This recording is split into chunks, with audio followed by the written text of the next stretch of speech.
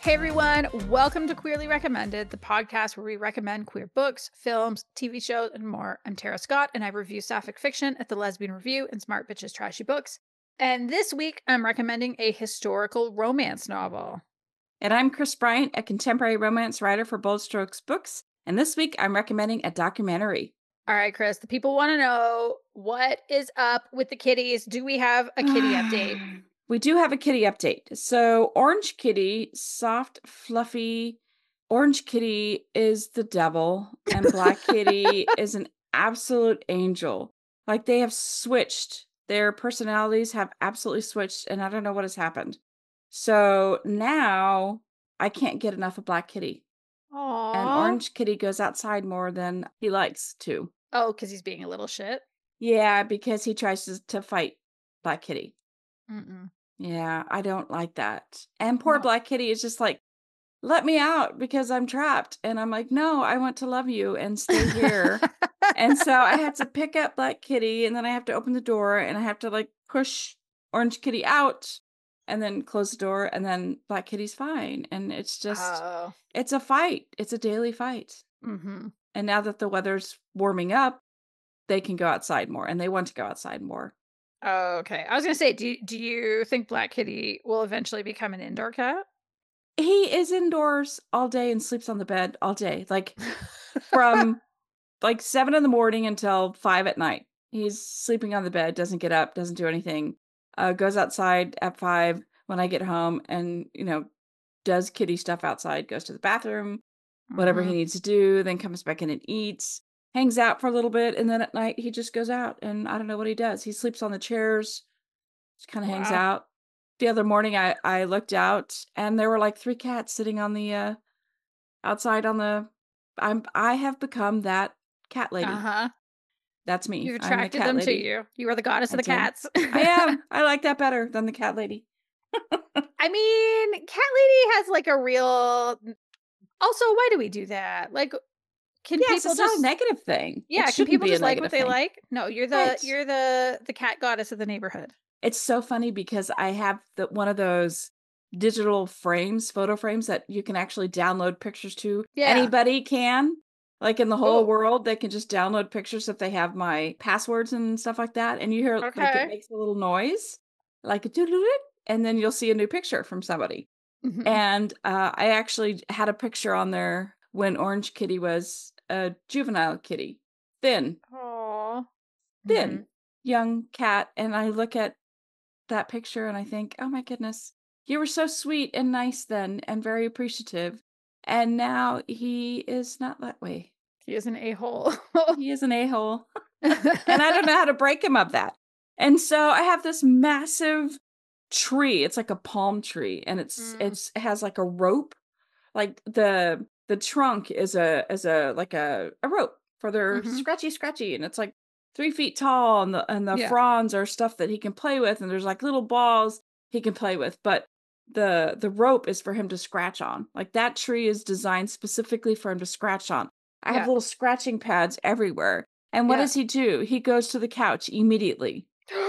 Yes. Absolutely not. Yes. That's what he does. And I'm like, no. And so I've learned. So here's what I did. This is horrible. And you might not like this, and we might have to edit this part out.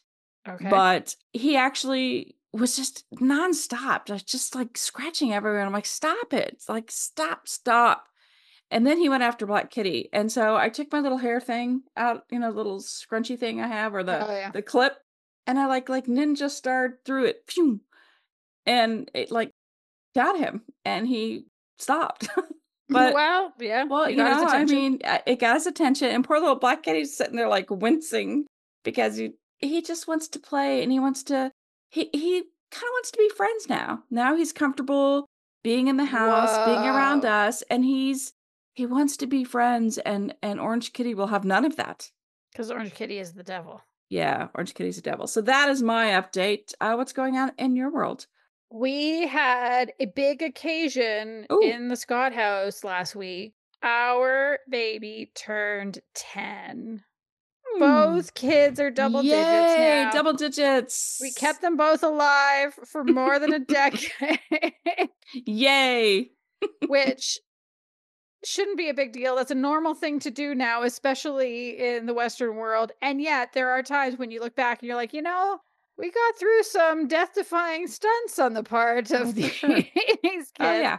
They had their birthday party. It was at a trampoline park. They had a great time. Nice. Celebrated by Neil took the kids to their first concert Oh, and that was also, I gotta say, amazing. Because I don't know the last time I've had the house to myself for that many I hours. I bet. don't know the Yeah. last time I've been alone You say for concert, that and I'm many like, hours. who? I want to know who. Do I want to know who? So the main act was Mother Mother, who is a Canadian indie band Hmm. I've never heard of, but my oldest was very excited about. And then before that was a singer named Cavetown from the UK. He's a trans man who's a singer. Cool. And so Yeah. that was exciting. There were like a bunch of queer couples there, lots of trans flags. Like it was just, yeah, Oh, wow. it was a cool Very cool. experience. And then the opening act was a group called the Winnetka Bowling League. They're the Americans. Never heard of them, but I saw a photo of their t-shirt that they were selling and I was like, I would wear that. I have no idea who they are, but I would wear their t-shirt because they looked cool. Hey, Kris, what have you been reading Yes. or watching lately? I bet you've been watching some stuff. I have been watching some stuff. Let me tell you, I have been. So I'm still watching Love is Blind. They're doing the dropping 3 episodes and then the next week dropping 3 more episodes. And you know how I told you I thought this was going to be a cool season? How Yeah. everybody seemed to be like, oh, this is great. They're in love. We're going to have a lot of marriages. Mm-hmm. And oh my God. So I don't know if I mentioned this last time, but I don't know that Love is Blind is going to survive because so many things are released on TikTok now early.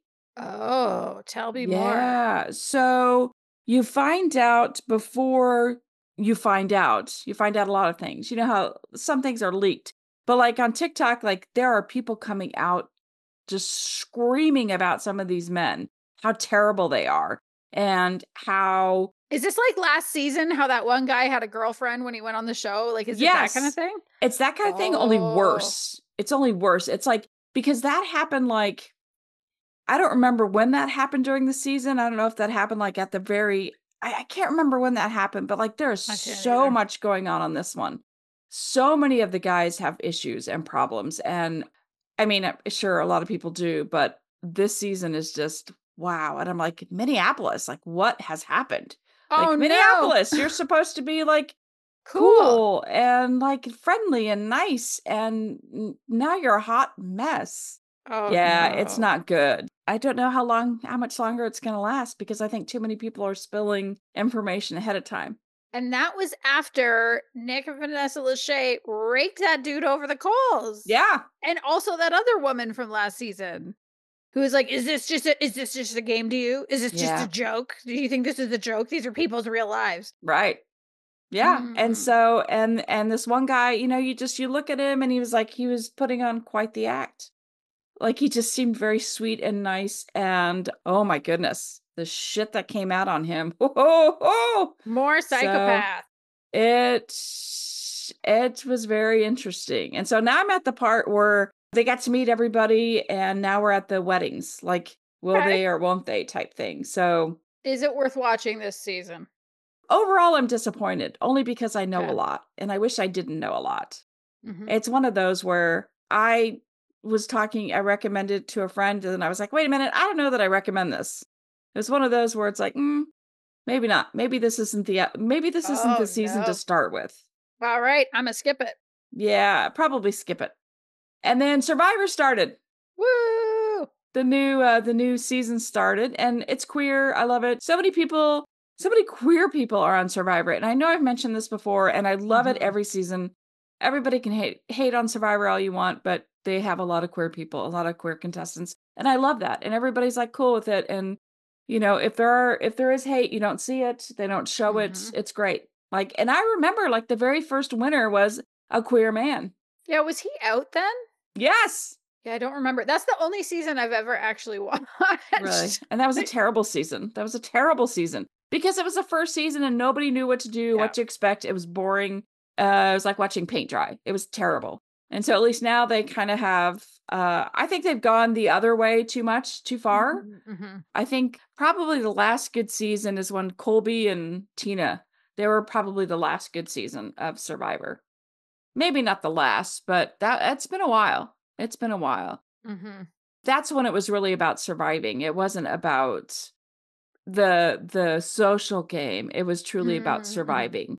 And the thing that I loved, and I know I've talked about this before, is when they figured out they had chickens.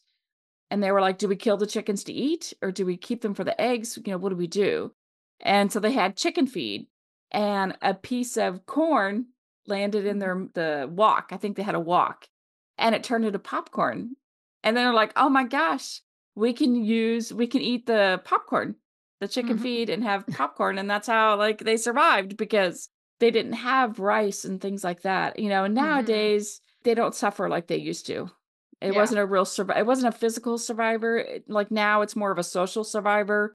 And I don't really like that, because I don't really like the backstabbing and things like that. It's not my favorite. But I still watch it because, again, I'm a loyalist. What's wrong with me? I don't know. It just happens. And I'm so excited about this. So 1923 is back. 1923. So that is one of the prequels to Yellowstone, which is a show I cannot get into. But I loved 1883 because that was a one and done. Boom. 1923 has Harrison Ford and Helen Mirren. And they had like I don't know if it was an 8 or 10 episode. I guess it's a season. And they weren't done. And so it wasn't complete. So they have a second season. But I feel like this is it. I don't think it's going to be like a series. I think it's just going to be like a one and done type thing, I hope. That kind of makes sense. Like when you're saying like Harrison Ford and Helen Mirren, they don't seem like the types to sign up for 8 seasons or something. Right. I don't think they have it in them.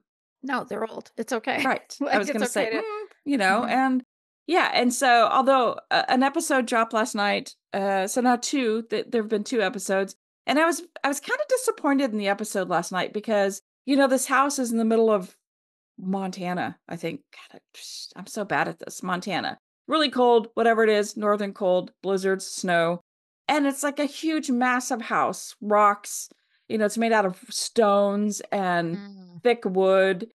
And like something happens and it's like, come on now. Like, you expect me to believe this. So I'm a little skeptical about that. But still, I'm excited that's back on. So after like a year of waiting, I'm excited that it's back on.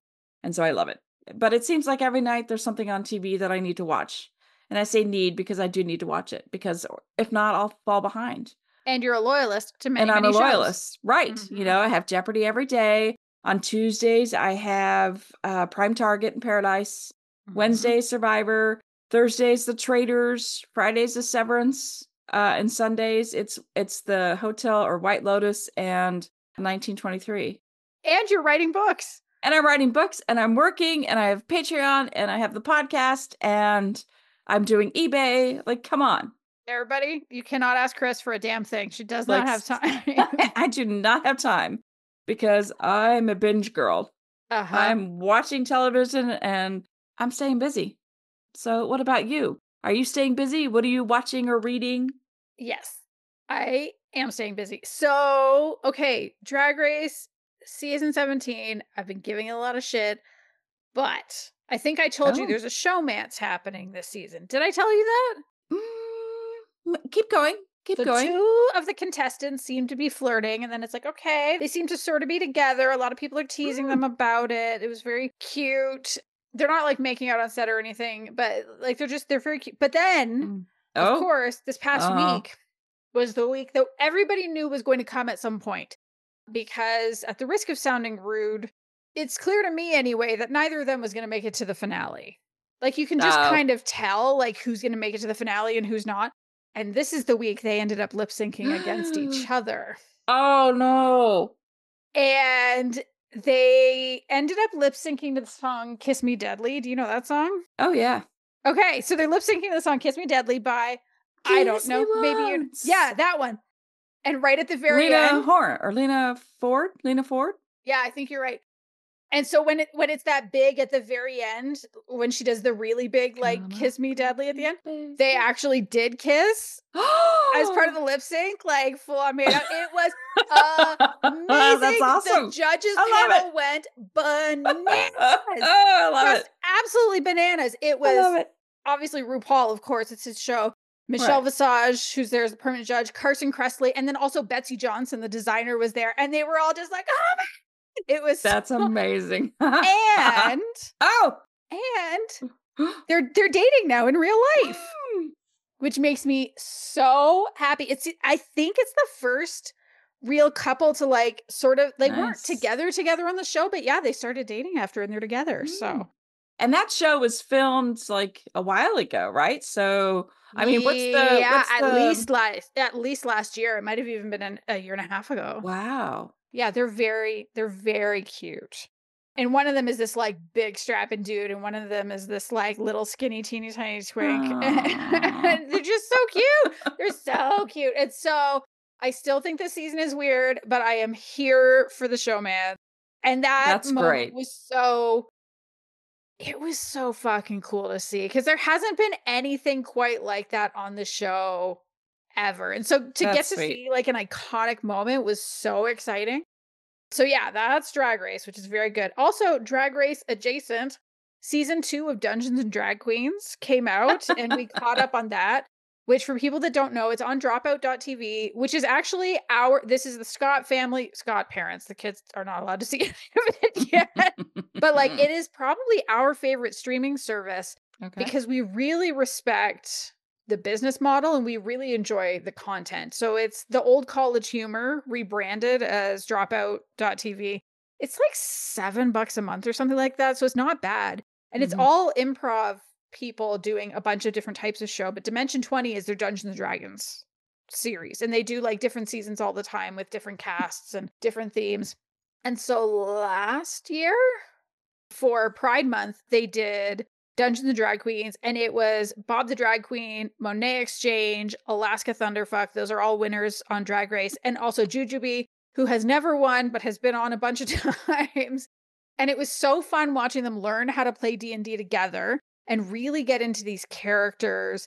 And drag queens are not improv artists, but, like, they are performers. And so seeing performers take on this kind of a show and really get into their characters and have these moments that are hilarious and some that are tense and some that are touching. And so the second season came out, and yet again, Jujubee made me cry in the last episode, Ah. 2 seasons in a row. She's so fucking good at it. And it was so cool because Jujubee joined Alaska on her podcast that she usually does with Willem, and was filling in one week. And they were talking about doing Dungeons and Drag Queens. And Jujubee was like, "It's my favorite job now. Like, this is my favorite job." And so even as they were going through the season, they were both like, "And so in season 3, we're gonna do this." Like, they're really kind of like, "Hey, Dropout, pay us to do more." So I hope they do. Although they just announced the next season of Dimension 20, and I didn't know who any of these people were. And then I went, "Oh, that's clever." So they have professional wrestlers coming on to do a season where it's going to be a Dungeons and Dragons game based on the Greek gods and goddesses Oh, that is cool. Yeah. wrestling. And Yeah.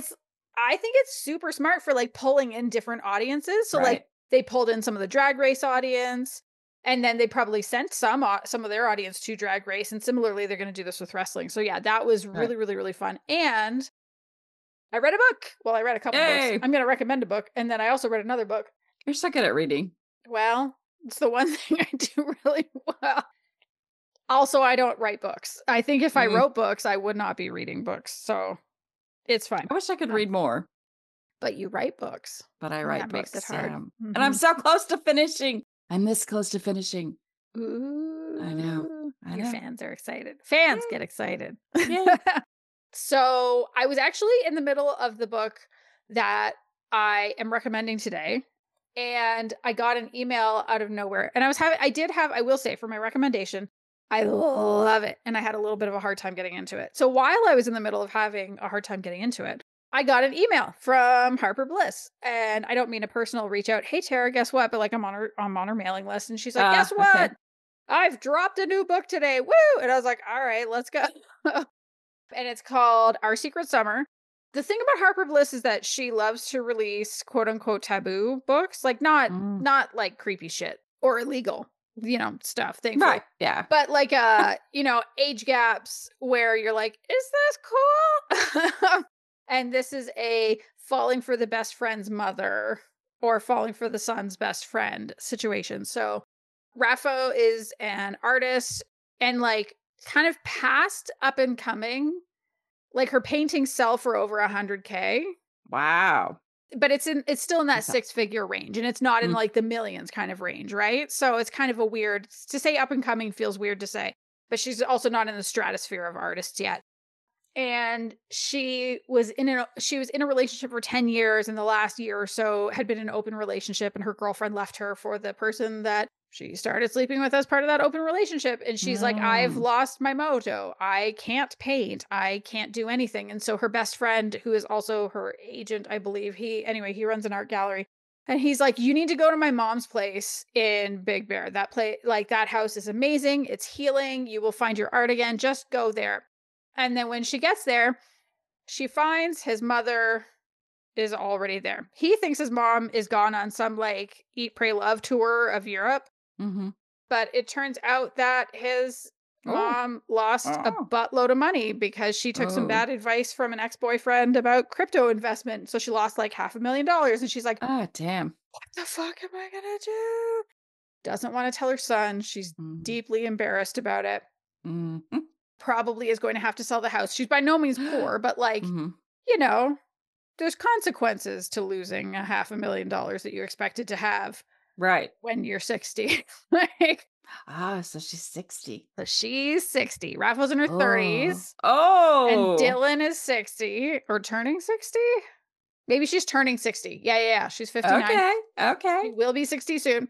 And so when Raffle gets there, she's like, she can tell somebody's in the house and she's like, hello? Hello? Like going around the house like, what the fuck? Did somebody break it? Am I breaking in? Like, what's going on here? Is this the right house? And then finally makes it to Dylan's bedroom where she's napping. Topless. And I'm like, oh, okay. So it's this kind of book. It's this kind of book. Yep, sure is. There is a build to the relationship. And the relationship, like, it is good. The romance is good. But also it is one that starts with like, yeah, she finds her best friend's mom topless. And is like, oh, okay, you're hot. And that's like, you know what? Give it to me. It's cotton candy. It was probably exactly what I needed at that point. I read it in a couple days. It was really fun. And, it was interesting to see, like, they're both going through something painful. Like, Dylan is truly, like, crushingly embarrassed about having made such a bad investment.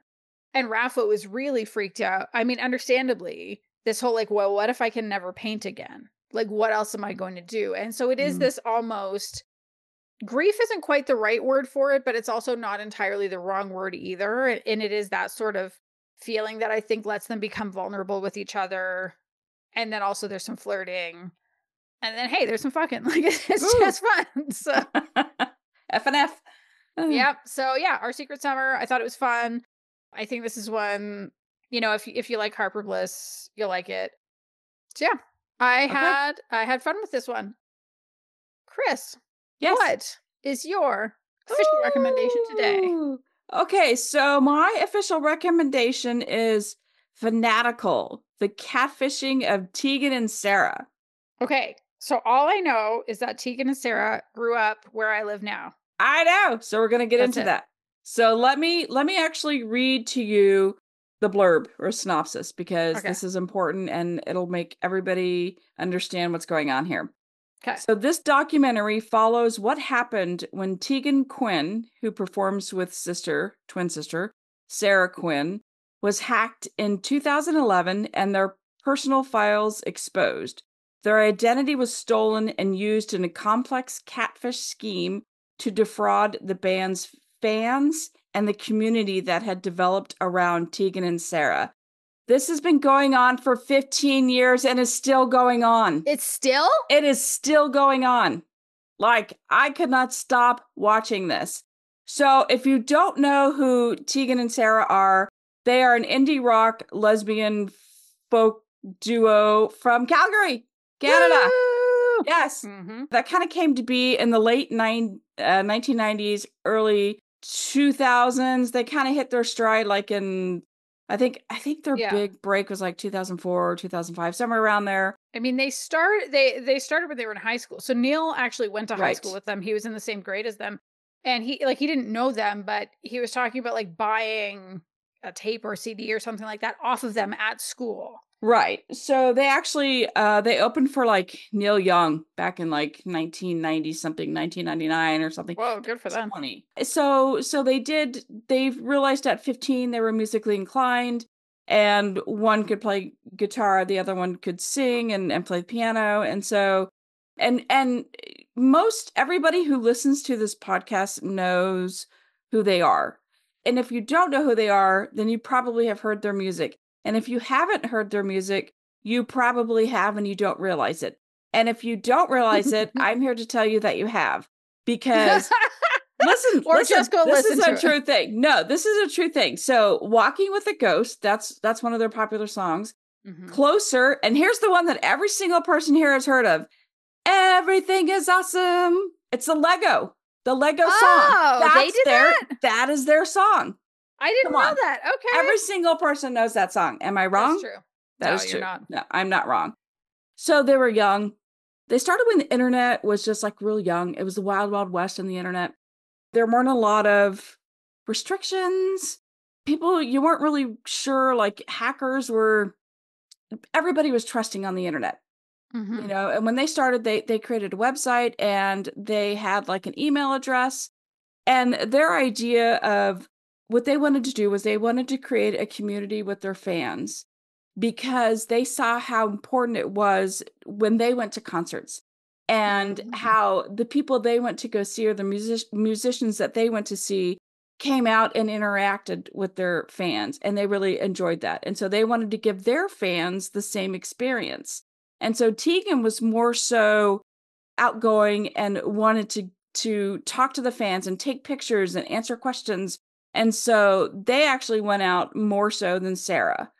Spent like hours after concerts, sometimes even before the concerts, to hang out with the fans and get to know them. And yeah, it was like a big deal. And that was part of like how they were developing the socialization of the whole the band itself. Mm-hmm. And that was kind of a mistake almost. Like looking back, not the greatest thing ever. So what happened was somebody in their world hacked not only Tegan's computer, but somehow got into their manager's computer, got into their friends' computers, and got a lot of information. Oh, no. Unreleased songs, personal photos, family stuff, medical stuff, things that nobody knew about. What a sick fucker. I know. And so it's either one person, more than one person, nobody knows. So what happened was that this person actually started opening up social media accounts. And again, this all started like in 2008. Nobody knew any better. Nobody knew better. And so a lot of these fans, they were getting like direct messages from Tegan saying, "Hey, how's it going? Thanks for coming to the concert." They thought that they were actually in a friendship relationship. Oh, no. Yeah. And so this went on for years. It wasn't until maybe 3 years into it, some people were starting to get a little like, I don't know about this. Like, is this real?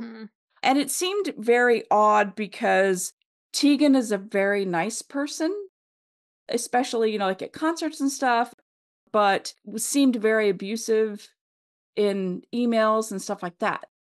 So one fan reached out to Tegan's management and says, "Hey, I'm getting copies of their passport." Whoa. Yeah, passport information. And when that information came through, that fan reached out and said, "Hey, I think you have a problem. I think there's a problem going on." Yeah. And so when that happened, that's when they decided to like try to figure things out on their own. This is, Canada. I mean, I don't know like at what point, like I don't know how things work up there. They finally eventually went to the police and say, "Hey, we have a bunch of information. Our identity is getting stolen. We don't know what to do. We have all this information." And the cops were like, "Sorry, you don't have enough information." Ugh. So then they in turn hired this, I don't even know what to call this person, but they've hired their own people to try to figure this out. And also this film documentary, and I honestly, I'm sorry, I can't remember her name, who made this documentary. She offered to help investigate and try to figure out who they called the fake Tegan Fegan. Oh, yeah. And so there were several people who they thought it could be, and it was just terrible. So, I learned a lot about social media from this. Like, see, when I was learning social media when I was a very young person, back then it was AOL chat. You got the CD in the mail and you get X amount, like 10 hours per month, and you had to dial up and that's how you dialed up, and you got into chat rooms. You typed in what you were interested in. For me, it was 10,000 Maniacs, and I'd find all the maniacs out there and the Dar Williams, the Darlings, and stuff like that. And that's what I did. And so I guess after AOL chat, after AOL, when things started branching out, and before YouTube, there was I guess a website called LiveJournal. I don't know if you've see, I don't know about it. Don't know about it was that. for blogging, but there was a lot of personal blogging. That's also where a lot of fanfic ended up thriving. Yes. Well, and also you could upload pictures and videos to that. I did not know that. That was a place where you could do that and share that. And there was no rights or anything to that. Like, you could do videos of concerts, and that's how a lot of their fan base would like share with one another. Hey, I have this, look at this is that. So like the whole thing was just, I felt so bad because so many people thought that they were having this personal relationship with Tegan, and that wasn't true at all. Even people within their circle, like their circle, they thought that they were having a relationship, like a secret relationship, and that wasn't happening. Oh no. Yeah, that was bad. That was bad. Yeah. And it's still ongoing. And like, whoever this hacker is so good that when they made it to where this email address that Tegan and Sara made when they were in high school, like whatever this email address, that when people would use that email address, it said, oh no, this is the new email address to contact and use this phone number. So then people were using that phone number to text and using that email address it was terrible. And it is still going on. And I'm thinking, how the hell is this still going on? Like 15 years later, and they still don't know what's going on. They maybe have some ideas on who it is, but it was never resolved. And it was so terrible. Like, it was so unnerving. This started out, when they were in their early 20s, and here they are like in their 40s now. And this is, how awful. It's so unsettling. You would think that like some awesome cybersecurity person would be like, I'm on the job. Let me do this. Give me 24 hours and let's see what I can figure out. How is this so hard? And people like, I watch shows like Prime Target, like, go find this person. They can do it in like 20 seconds. Go find this person. Yeah. And it kind of gives you an idea of why people protect themselves, why musicians don't come out, and why they have safeguards in place. And this is the reason why, because there are fanaticals out there. And it was funny. It wasn't funny, but Tegan was talking about the why people are using Stan, and they're not really using it in the right way, because it comes from, Slim Shady, the whole Stan, that whole letter and stuff like that. And the way the documentary ended, it was kind of not really a tongue-in-cheek joke, but it was just kind of like, if you kind of have to laugh about it or else you'll cry. Yeah. It's so hard. And that's such a dark stain on their success. I just feel terrible. Bad. It really is. And it's sad because this person is like totally taking advantage of young queer people. And they don't know, like, first thing I thought of was like, it's a dude. First thing I thought of, a dude. And the first person, and I can't remember if it was a cop or whoever they hired, a private investigator or a profiler, or whoever it was like, oh no, this is a woman, and it's a very lonely woman, and it's a person who doesn't have a job. And of course, I mean, if you're going to have like so many relationships with other people, you need to have the time to actually send these messages. And they were doing it in a way where if there was a concert going on, then they weren't sending messages because then they would know that, hey, you know, Mhm. and Yeah. they were sending, like, songs that weren't even released. There was like, "Hey, I'm sending this to you because I like you, and I want you to hear my latest release, but don't share this with anybody because it hasn't dropped yet." And so these people felt so important, like, "Thank you for Well, giving me yeah. this." Yeah, and so it's just like, and then some people were completely destroyed by it, they're like, when they found out that it wasn't Tegan, like, the whole thing just destroyed them. And I get that. I think that, if you think you're having this relationship, and even like when it turned like in a sexual way, thinking Mhm. that you have this relationship, a very personal relationship with this singer, this very, famous person, and you don't after, catfishing, the true definition, the 5-year Well, yeah. relationship, whatever. I mean, that's distraught. I mean, you feel terrible. Like, I can't imagine. Anyway, Did they manage to cut off, like, the catfishers' access to their personal files and stuff? I think so. I mean, they're doing everything they can, but I think it's still going on. Yeah. I mean, and I think the documentary was done to bring light to this, Mhm. because you can only reach so many people. They had no idea how many people were affected by this. Oh, that's The sad. people who did know about it, they were asked to spread it within the community, like, hey, just so you know, this is going on. Mhm. And I feel so bad for them because, your whole dream, your whole life. Yeah. And then just to have this horrible cloud overhead that just takes all the joy out of it, and you don't know if you're singing and that person's in the crowd. You don't know if you're signing, a CD or a shirt or talking to somebody, if that's the person who Mm. has been doing this to you, to your success, to it's terrible, to your fans. Yeah, so they really pulled back, and a lot of the fans felt hurt by that without Mhm. knowing the reason why they were doing that. They couldn't really say, "Hey, everybody," they were embarrassed. They didn't want to talk about it.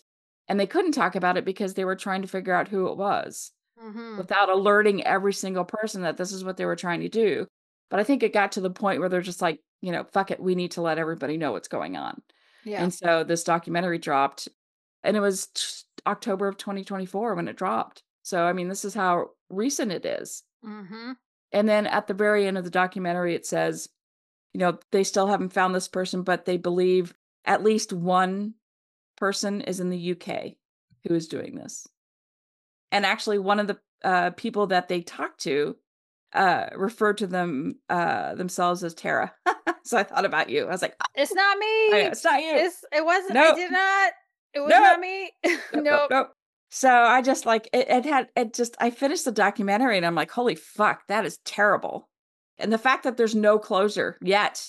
I just want some, like, we Mhm. have a lot of good resources in the United States. We might not be like great politically or anything like that, but you would think like, hey, like somebody who's out there, like, I have some time. I'm gonna try to Yeah. find out who this person is. I just, you know, Mhm. I don't know. I just feel bad. I just feel so bad. And also, get a life or a Right. hobby or therapy or friends. Therapy, friends, all of that. Read All of these books. things. A cat. I have orange cat you can have. Yeah, exactly. You can have Orange Kitty. Leave Right, Tegan and Sarah alone and take right. Orange I will give you Kitty. orange kitty. Yeah, so it was Rehabilitate just him. I know. Take them, please. I'll send them. 'Em. I'll even ship them Yep. to you.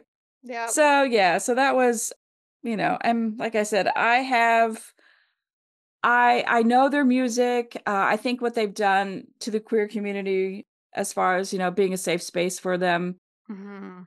I've always thought that was really cool, and I understand why they pulled back. 100% understand why they pulled back. Oh, for It sure. makes sense, and I hope that their fans who felt shorted by them or slighted by them, that they understand now, and this is what's going on. So, Mhm. Wow. that was a tough documentary, but I'm glad that I watched it, and I feel like everybody should. Mhm.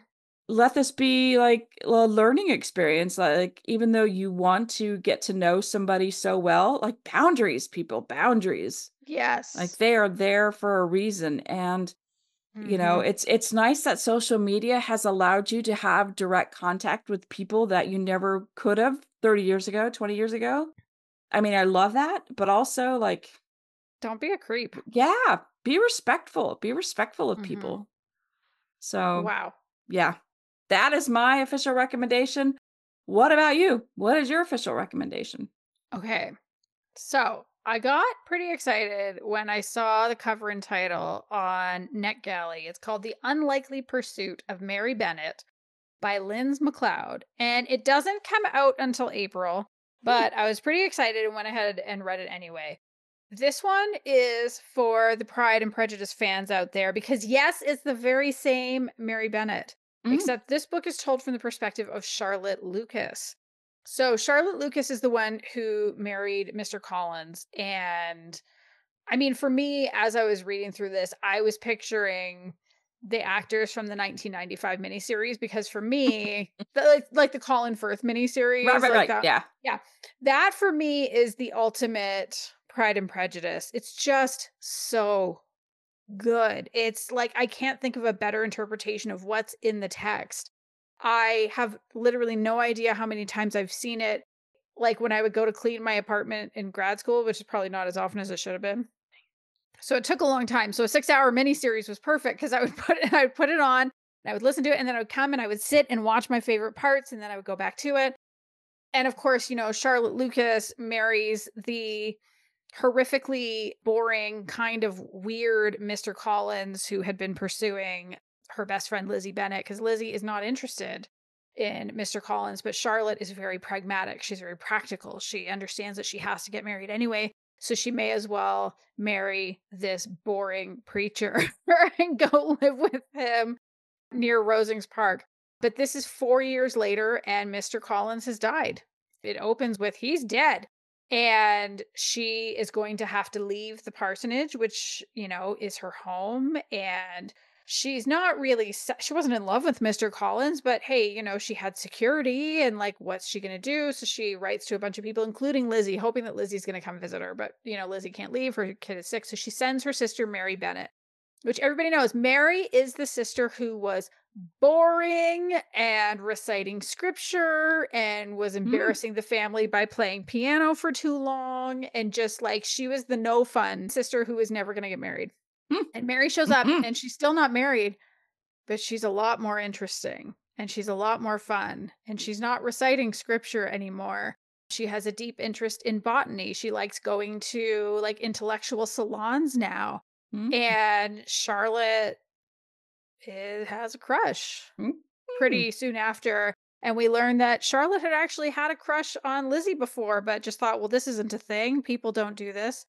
And when Mary has to go, she's like, well, why don't you come visit me at my house? And she's not living with her parents at Longbourn anymore. Oh. She's moved in with her aunt. Her aunt, who happens to, yes, be married to a man, but also have a girlfriend. Oh. And so Charlotte goes and stays with her there, and a romance starts. And I think, I've read here and there different books like this where it's like, well, what if this related to Pride and Prejudice? Or what if, and, even some where like I read Pride and Prejudice and Zombies, where it took the original text of Pride and Right. Prejudice and just wrote zombies into it. I read Gay Pride and Prejudice, which I think was another lesbian one. I think this is the one that I enjoyed the most. So I Mm. will say, yeah, I did find it very slow to start, but it's one that I'm really glad that I persevered. I kind of like picked it up and put it down a few times. And then I came back to it.